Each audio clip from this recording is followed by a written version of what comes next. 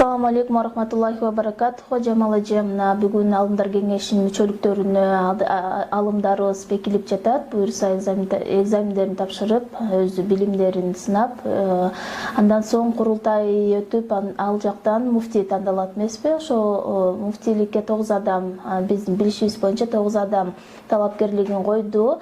Ал эми ошол мусулман айымдардын лидери катары сиз муфтий катары кандай адамды көргүңүз келет эле? Эми ассаламу алейкум ва рахматуллахи ва баракатух. Мына азыркы тандалып аткан 15-чи муфтий болот, Кудай буйрса, менин тарыхымда. Ошол 15-чиси менен иштеп баштайбыз. Албетте мен көтөрүлөм, ошол 9 кандидат коюп атышат. Бирок ошол 15 муфтиден эң кыйын болуп аткан азыркы учур болот муфтиге. Анткени финансы жактан 2-чи жыл ажылык болбой калышы мүмкүн деп атат.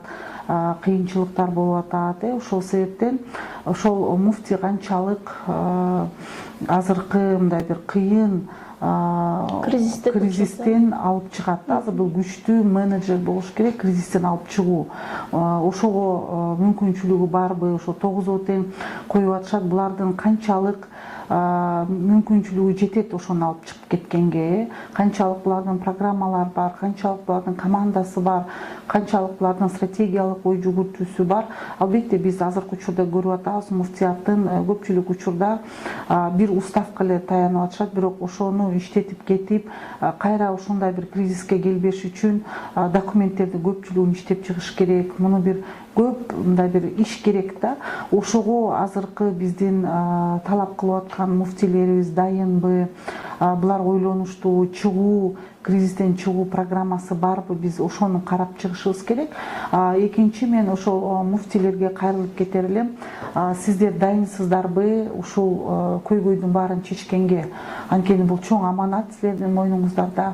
Ошол мусулмандардын жүзүн жарык кылып, бир муфтияттын аброюн бийик көтөргөнгө мүмкүнчүлүк барбы? Анан мен ушул 9 талапкерден чакырып кетер элем. Баарымыздар биригип ошол курултайга чейин мүмкүн ич ара чечишип, мындай бир өзүңөр бир чечип, анан курултайга кимди каалайсыңар, программаңарды ачык алып чыгып, может быть, прессадан деле айтып, мен ушул иштерди кылам десеңиздер, ошол курултайга келген биздин мусулмандар сиздерди татыктууңуздарды тандайт го деп. Рахмат. Ал эми ошо буюрса муфтий болуп бекилгенден кийинки ошо муфтийибизге кандай кеңештериңизди берет элеңиз?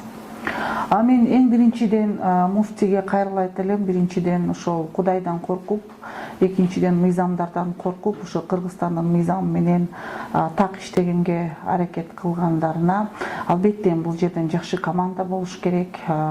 Ошол муфтияттын деңгээлин өстүрүп, көптөгөн процедурный документтерди муфтиятка кылып, ошол азыркы кылып аткан каталыктар кайталанбаш үчүн да, ошону бир алдыга жылдырганга мындай бир күчтүү менеджер болуп алып кеткенине мен ишенгим келет. Бирок мен эң ошо 20 жылдан бери тилегеним ошол муфтий эч качан ошол финансылык жакка негизи аралашпай эле койсо, ал өзү ошол диний лидер болуп, ошол мындай жакшы диний өзүнүн сабактарын берип, ошол мамлекет менен мусулмандардын ортосунда бир чоң көпүрө болсо деп мен Кудайдан тилейт элем. Рахмат. Буюрса ушул үмүттөрүбүз аткарылат деген ишеничте болобу. Рахмат.